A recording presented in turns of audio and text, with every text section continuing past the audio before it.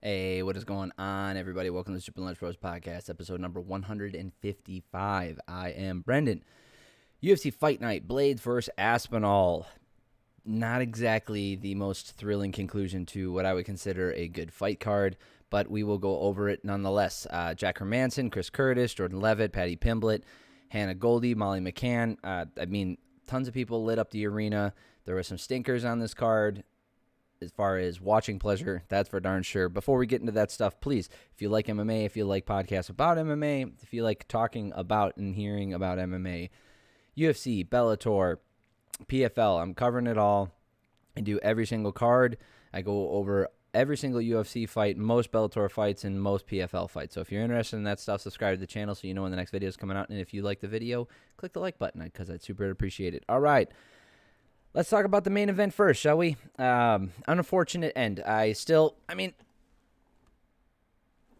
to represent Curtis Blaydes. Like I said, if you've watched my channel for any time, if you've ever seen me do a video on him, I'm a huge fan for many reasons, not the least of which is his fighting ability.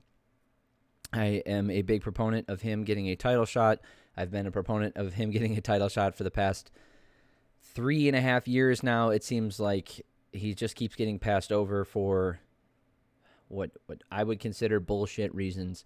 It's unfortunate that his career has only taken pretty much one setback in the past couple of years, and it was to Derek Lewis, and that kind of derailed his title aspirations. And now the champion has 2 wins over him, so it makes it even more difficult for him to get that title shot that I think he rightfully deserves. So there's not much to break down as far as this fight goes. They get into a little bit of a striking exchange. Curtis Blaydes looked pretty sleek on the feet. His striking has gotten pretty damn good. I would say it's not passable. It's really good. Curtis Blaydes is an extremely well-rounded mixed martial artist. He's fantastic on the feet. His wrestling is second to maybe Daniel Cormier in the heavyweight division in heavyweight history. It's at least modern history. And maybe not as accolades, right? But as far as application and implementation into mixed martial arts and his actual game plan and fight style, man, it's hard to think of another fighter who just consistently can dominate other fighters in grappling and especially in the wrestling the way that Curtis Blaydes does. And that's what I'm saying. Like he's won. Look at his record. Look at his record in the UFC. You're going to tell me he's not one of the greatest heavyweights fighting right now? Okay, and yes, all right. So anyway, they come out they're striking. Tom Aspinall takes he throws a kick. Blaydes doesn't block it necessarily, but Aspinall takes one step back and something happened to his knee, right? I think the knee probably blew out. We'll probably find out more information coming up this week about what happened to his knee. It's unfortunate. I wish him nothing but the best. I hope he gets better. But I don't think that this should set Blaydes back. He didn't do anything wrong here. It was the middle of the fight. It's a crazy business. His last 2 wins, I think, given his career trajectory before his only recent loss, I think could justify him getting a title shot regardless, let alone a win this weekend. So it counts as a win for him, right? And we all know, and he was very respectful afterwards. He said he didn't want to win that way. He wanted to come out here and find out whose stuff was better. Those are his exact words, and I think that's a great way to put it. I like that he is a simply spoken person. He's a relatively softly spoken man, and he just comes out and does work. You got to love that kind of stuff. And like I said, let's look at his record. I've done this before, but, there's not much to talk about as far as the fight goes. So let's look into his record and then talk about maybe what's going on with the heavyweight division, because we all know Ngannou has been sitting out due to surgery. Since he's been in the UFC, he has 3 losses, okay? One of those losses was due to an eye injury, okay? It says TKO, but it was a doctor stoppage, right? His eye blew up, and it swelled so much that he couldn't see. Now, that was due to a Francis Ngannou, and that was his UFC debut on short notice was against Francis Ngannou. And he didn't get blown out in that fight. He was doing okay. Beats Cody East. No contest because of a stupid decision that he was winning, but it doesn't matter. Omienchik, yeah, that one. Alexei Oleinik knocked him out. This is when Oleinik was still beating people. Dominated Mark Hunt. Dominated Alistair Overeem.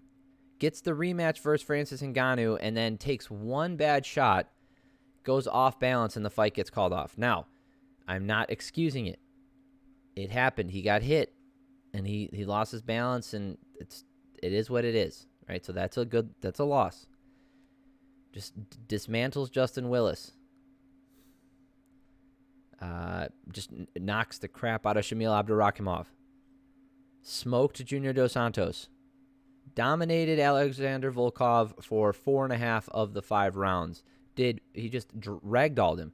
And yeah, he was exhausted. And this was, when they were fighting, whatever. And everybody's making fun of him because he was tired afterwards. He just dominated another guy. He barely got touched until the last round. Comes out, dominates Derek Lewis in the first round, and then decides to go for a takedown even though he didn't need to. He could have kept striking with Derek Lewis, and I think he could have put Lewis away because Lewis gets tired, and we all know Blaydes has way better cardio than Lewis does. Dominates Jairzinho Rosenstruck. Dominates Chris Dawkins. And now gets a win over whatever. Tom Aspinall gets injured, and it's unfortunate, but I'm not going to count that against Curtis Blaydes. All right, then. And, Tom Aspinall looked okay. They looked back and forth. And Tom Aspinall was undefeated in the UFC. So, again, there's nothing much to take away for this fight. There's no reason to say what happens or what changes based off the outcome of this fight because this fight didn't really happen. Right? But we're not going to count that against him. And because he's not the one who got injured, right? I'm not counting this against Tom Aspinall, so I'm not going to drop Aspinall's rank here. I don't think he deserves to be dropped because of this. So he can stay at 6, and Curtis Blaydes can stay at 4. So, who do we have here? Because Tuivasa's taking on Gane. Can we please just get Miocic versus Blaydes? Please. Please. Please, can we get that? Tuivasa's already got a matchup. Ngannou's out for a while. Can we please just do that? Not just for me. I think it's good for the heavyweight division. And if Miocic beats Blaydes, then so be it. Then Miocic gets the next title shot after that. Who cares? I think Gane could get another title shot with a win over Tuivasa because he did fine against Ngannou. And I think knowing now that, Ngannou's going to come out and wrestle him, he might have something else to say. So there's another logjam in this division, and it's not a good one. It's not a smart one. The last time this happened with Blaydes, it stopped Blaydes from getting a title shot because Miocic was fighting DC 3 times. Okay, the loss to him, where he lost the belt. Then Miocic sat out, got a title shot against DC, beat him, and then DC gets an immediate rematch at heavyweight after defending his belt against Derek Lewis. Dude, Curtis Blaydes got passed over twice for that, 3 times if you want to count it. And then Ngannou gets the title shot again against Miocic, wins, and Blaydes is now hung out to dry. Can we please just get him a title shot? I don't think I want to spend any more time on this necessarily. It's not really about the fight. It's kind of it's more just about the heavyweight division. But like I said, there was not much to break down about this fight. It's kind of unfortunate, and like I said, I hope Tom Aspinall gets well soon. I hope his injury isn't that bad. I hope it just was not that I hope it was super painful. I hope it was just super painful, okay? And it wasn't a lot of damage. There is a difference between those two things. All right, let's talk about the co-main event here. Jack Hermansson taking on Chris Curtis. I mean, you can say what you want if you don't like it, but there's a lot of things that led to what happened here. Okay, if you did not enjoy this fight because you felt Jack Hermansson ends up getting the unanimous decision win here. I had it 29-28, but if you gave it 30-27, that's also fine. First two rounds were clearly Jack Hermansson. We'll break it down a little bit, but I also kind of want to do an overview. So let's break it down first. So Jack Hermansson kept his distance really well, poking kicks. Let's do a setup before that even. Jack Hermansson was supposed to fight Darren Till. About a week ago, 2 weeks ago, Darren Till said he couldn't make the fight. He had to pull out, right? Or maybe it was a week ago. It doesn't matter. Relatively recently, 10 days or something. So Chris Curtis steps in on short notice. Chris Curtis, if you don't know, if you're not a fan, if you haven't paid attention to Chris Curtis in the past couple of years, especially in the past year in the UFC, he is not Darren Till, okay? He's not a karate guy. Yeah, he's a striker, but that's about all they have in common. They don't have the same fighting style. They're not the same height. They're not the same anything, okay? The two things they have similar as far as fighting goes is they both prefer to strike and that they're in the middleweight division. That's about it. Jack Hermansson was supposed to fight him, like I said, but he ends up accepting the fight with Chris Curtis. Okay? And I've said before, for a lot of reasons, if you don't think you can fight, if you don't think you can make the fight, you don't accept it. I don't give people excuses for missing weight. I don't give people excuses for not performing cardiovascularly because they take a short notice fight. I'm still going to hold that against you because you said you could do it. Whether you can or not, it doesn't matter. None of that happened here. This is more just Jack Hermansson playing it really smart for 3 rounds. And Chris not able to solve the puzzle that Hermansson was presenting, right? Hermansson kept implementing his safe game plan, and Curtis couldn't get around it, quite literally. So in the first round here, Jack just kept his distance with poking kicks, leg kicks, good footwork, moving around. And yeah, by the third round, that got really tiresome, and it looked like he was running away. I agree with that. Chris with just crazy forward motion. He landed a bit, he landed some good shots, but he wasn't able to find his round. First round was easily Jack Hermansson's, 21-7 as far as significant strikes go in favor of Jack Hermansson. Second round here, a little bit better, right? The thing is, Hermansson rocked Chris with a kick at one point, a right high kick, and then he got him against the cage and he unloaded, using a ton of energy, and this will play into the third round here, because Chris blocked a ton of those shots. He had his guard up, and he blocked a ton of those shots. Some of them were landed at the top of the head, some were landed on the forearms. A couple elbows and uppercuts did land straight through the middle, but most of that damage was alleviated or misdirected by Curtis. Second round, he was able to kind of figure it out a little bit and get Hermansson, get to him, but look at the striking numbers, 45-16 in favor of Hermansson in the second round. So Hermansson still doing the work, still doing the damn thing. So third round here. This was by far Curtis's best round. And, Hermansson slowed down. And like I said, him being unloading in that second round made him a little bit tired. And I think that played out here in the third round. He wasn't able to move his feet as smoothly, as proficiently. And he wasn't able to stay in striking range while still avoiding the damage. So he started, basically backpedaling and running backwards.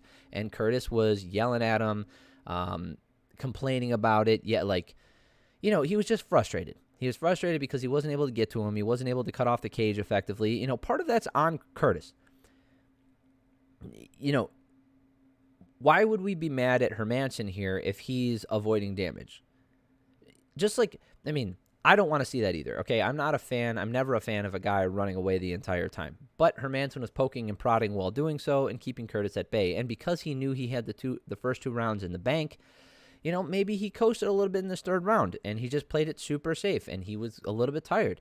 He did what he had to do to get the win, okay? And Curtis was mad about it because he wasn't able to implement his game plan. But he didn't cut him off. He didn't cut off the cage. he did a little bit, and he landed some good shots in this round. I feel like even though he didn't land the more shots, 34-20, and still in favor of Hermansson here, I feel like he landed the more significant shots, and I feel like that gave him that round, especially with that forward pressure. So if you want to talk about damage and it's equal, then the forward pressure goes to Curtis in this one, just like it did in all 3 rounds. And that was enough for me. It was enough for 2 of the judges, too. But then after the fight, Curtis is flicking him off and yelling at him, and then Hermansson, shouts some expletives at him. I think he called him a pussy or something. And then they started to get into it, and they started flicking each other off. Curtis, doing the thumbs down. It's, they were all very, and then Hermansson apologized afterwards. He said, listen, he's like, there was a ton of adrenaline, and I was very upset. So I said some things that I didn't mean. He's like, I'm a nice guy. I don't mean that stuff, and I'm sorry. I want to apologize to Chris. So he came out, class act, and I'm pretty sure Chris, a week from now is going to look back at this and be like, it's the same thing. You get amped up, and you're trying to do something, and the other guy's just frustratingly not allowing you to do that, but he's not engaging with you, so you're not able to do anything that you want to do. And especially with Chris coming off of his win streak in the UFC, 4 wins in a row, increasing in difficulty. Well, I would say Brendan Allen is probably his most difficult opponent, but 4 really good wins with 3 knockouts, man. And Chris Curtis was on a roll here. A win over Jack Hermansson puts him in, the title picture. So yeah, I know why he's mad. Like, Jack Hermansson is ranked number 8. Chris Curtis gets a win over him, and we're talking about him being in the top 10 in 5 fights in the UFC. And he's, an older guy. He's had a long career before the UFC. I get why he's upset. I totally get it. But I hope this calms down. I like both these guys a lot. I really like Chris Curtis. I think he's a fantastic fighter. I love watching him fight. I think Jack Hermansson's fantastic. I really do. And I think that he's made a lot of improvements. His striking looked very good in this fight. Going forward, I'd like to see Hermansson maybe take on Till, but I'm okay if he doesn't fight Till. I'm okay. I'm over it. Hermansson versus Paul Acosta sounds fun. That hasn't happened yet. I don't think he's fought Brunson, but I think Brunson's kind of retired. Vittori, they fought already. Cannonier, I don't know, and Whitaker. But I don't want to see him fighting anybody down here anymore. Okay, this is a good win for him. Let's move him back up.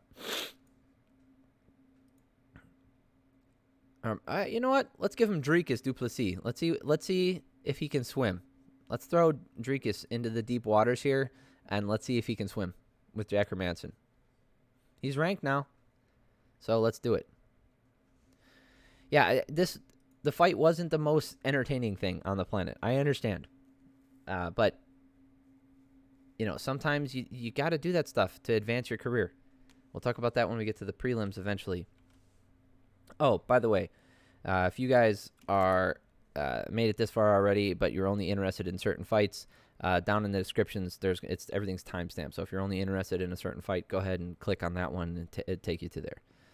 All right. Jordan Leavitt versus Paddy Pimblett.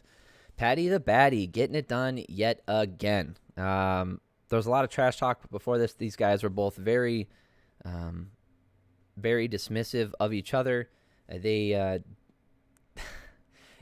Leavitt is famous for, twerking on people, and Paddy Pimblett said, well, I'm going to teabag him if I win. And, so in the first round here, Leavitt did a really good job pressuring him against the cage and lifting, but Paddy locked in a deep guillotine, and then they got back to the feet. Paddy did land some good shots, but he was in the defensive position most of the time, and I felt like Leavitt did enough in that whole round because of he had 4 minutes and 3.5 minutes of control time in that first round. And I feel like he landed enough strikes. See, he did land 26 total strikes. It doesn't matter, but I still gave that first round to Leavitt. And then the second round here,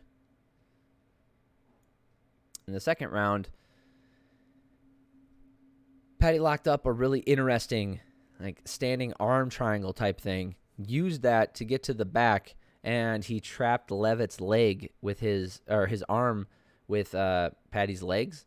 and he wasn't able to defend the rear naked choke, and Paddy Pimblett gets a rear naked choke. Then he teabags him, and then, they laughed about it afterwards, and they were having fun. This is the kind of stuff I like to see, where it doesn't get vicious.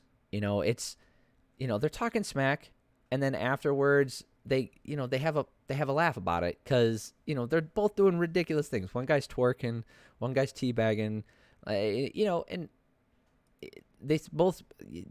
I think they both understood that they were really good fighters, and there was something to be said for everybody. These two guys doing excellent going forward, but I think Paddy Pimblett is he's legit, man. Watching him in this fight, I think he's legit. I really do. It's going to be fun watching him go forward. All right, Molly McCann taking on Hannah Goldy. Oh, what the heck? Yeah, okay, all right. Anyway, like I said, Hannah Goldy taking on Molly McCann. Hannah Goldy is super jacked. She looks like she's probably been on stuff before. Whatever, we don't have to talk about that now. That's not important. Molly McCann did it again, man. She did it again. She got a... What? This is not how the fight ended. It said spinning a back elbow. That's not how the fight ended. Yes, that was a part of the fight ending sequence, but that's not what did it. So she landed a... Hannah wasn't able to control the grappling that she wanted to, and Molly was landing so well up top. And then she ended up stunning Hannah with a really big right hand, then transitioned to a spinning elbow, following up some really nasty hooks, big stuff, and put Goldy out on her feet and got the KO finish. At flyweight, the way that Molly McCann hits, she's a problem. In the flyweight division, I don't know of a ton of women who are hitting like Molly does. Yeah, I'm sure she has. Once she starts getting in here, I'm sure she's going to find some opponents that are going to be able to hang with her and take her down and stuff. But she can hit hard, man. And, that's something we need. And she has good striking, too. It's not just sloppy crap that looks like it's from the mid-'90s or early 2000s. This stuff looks like she knows what she's doing. She's putting together the right kind of strikes and doing it the way that she is most successful at. So I'm hoping that she can ride this out. I know she's got an up and down UFC career so far. Mostly up. She's 6-3 in the UFC. She's lost to Jillian Robertson, lost to Talia Santos, and Lara Procopio. Oh, good grief, that's not a good loss. 3 wins in a row here. I mean, let's bump her up in competition one more time. See if she can hang. It's going to be some fun stuff. All right, let's talk about the first fight on the main card here. Paul Craig versus Volkan Oezdemir. So Oezdemir getting the decision win, all 3 rounds, total domination. Some weird things going on that I didn't like. We'll talk about that as we get into it. But Craig ended up pulling guard about 3 times in the first minute of the fight and tried to lock up the leg lock early. Did not get it. Volkan was he got back up at like 3:15, and then Paul Craig pulled Volkan down again. And I said Oezdemir did more damage in this first round. Obviously, striking numbers are in favor of Oezdemir in all 3 rounds. First round, 16-5 in favor of Oezdemir. And, he didn't do a ton of damage, I felt, though, on the feet. And, he was in submission attempts a little bit. Craig was on the bottom. So when he was missing the submission attempts, he was... I could see, given that first round to Oezdemir, I don't have a problem with it. But, if there's going to be a round where you're going to give it to a guy for going for submissions when the other guy did damage, I think something like the first round of this fight is kind of how you would do it.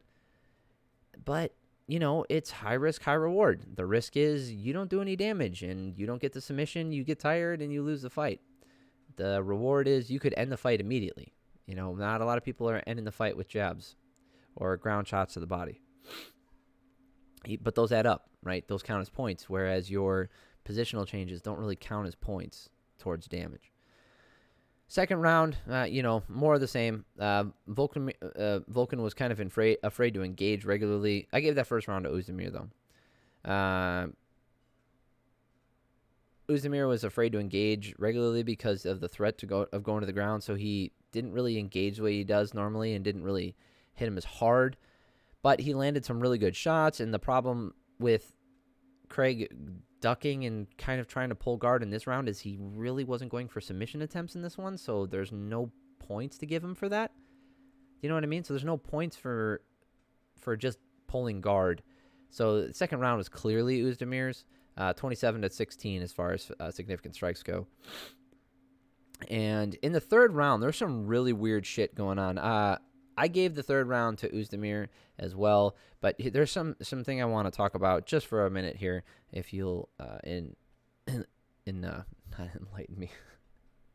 Oh, why can't I think of the word? Good grief, I'm drawing a blank. It doesn't matter. Entertain me. Entertain whatever. If you'll let me talk about this crap. So Volkan, every time Craig would go to the ground and Volkan would, engage with him a little bit, he would do this thing where he would disengage from the ground, right? Because he didn't want to go to the ground with Craig and he didn't want to be involved in the grappling situation. Definitely didn't want to do jiu-jitsu with him.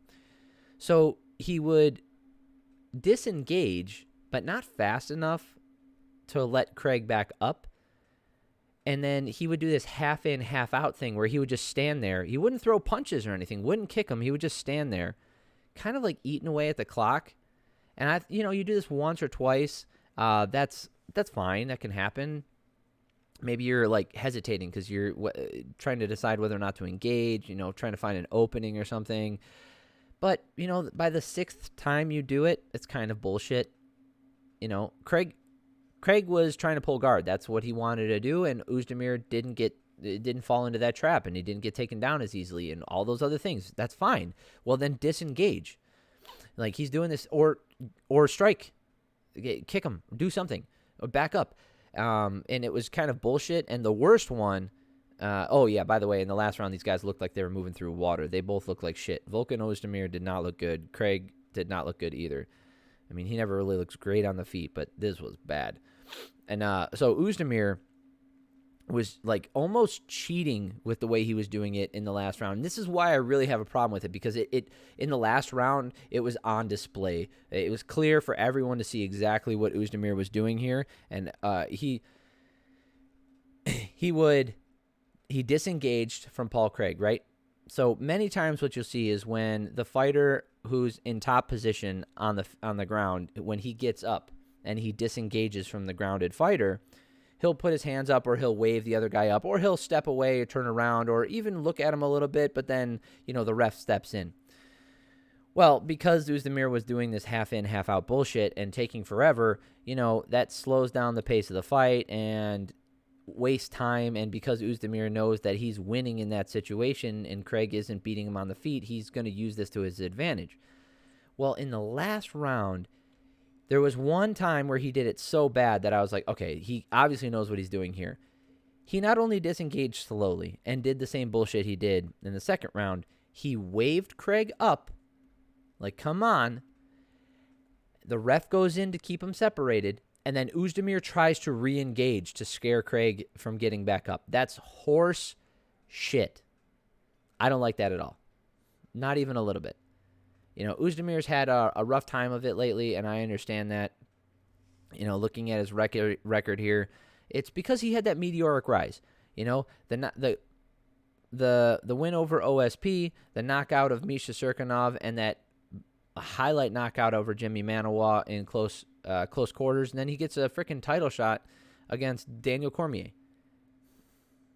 And then losing to Anthony Smith and Dominic Reyes. Well, barely. Actually, that's the thing is, like, that Dominic Reyes one, I had him winning that one. He beats Ilir Latifi, Alexander Rakic, and then loses to Yuri and Magomed Ankalaev and guys who are going for the title. He's still a challenger. I feel like he still belongs in the title title picture, okay? You know, with 1 or 2 wins, he could definitely get in there. So maybe have him go against Santos. He fought all these guys already. Maybe he could fight Blaydes, but that's a stretch. I don't think he fights Blaydes. Blaydes can fight for the title. So, you know, looking at all this and seeing this fight, I just have a sour taste in my mouth. So I kind of, like, I'm not going to be very objective. So maybe I'll have a short memory on this one and kind of forget what happened here. Because it just, like I said, it puts a sour taste in my mouth when I see a fighter doing that kind of crap. Like, really playing the game and not engage. He knows what he's doing, and it's kind of dirty. You know, it's almost like sitting on the stool too long, or staying on the ground when the ref tells you to get up, and you know that he's not going to call the fight because he's afraid to do that. You know, grabbing the fence once or twice. It's all the same thing to me. You know, purposely grabbing the gloves like these guys did earlier in the prelims. It's stuff that these guys are doing, and I don't like it. And it puts a sour taste in my mouth. That's it for the main card. I will be covering the prelims in the next video. If you're looking for the Bellator one, that's in the last video. I did cover that from this weekend. Some decent fights over there as well. I know there was some exciting stuff on the main card, and there was some stinkers. Okay, but we were going to move on past this. We're gonna go to the prelims in the next video. Before we get over there. If you like MMA, if you made it this far in the video, hit the subscribe button because you're going to like every video I put out. I put out 2 or 3 videos a week. I cover the UFC, Bellator, PFL. I cover all the fights. I try to break them down as best as I can, kind of give my opinion on what I think is happening, go over relevance to the divisions, those kind of things. So subscribe to the channel so you know when the video's coming out. And if you did like this video, hit the like button. If this is the only video you're watching this weekend, awesome. Thank you for spending time here, stopping by. It means a lot to me, and I hope everybody has an amazing day and week. Love y'all.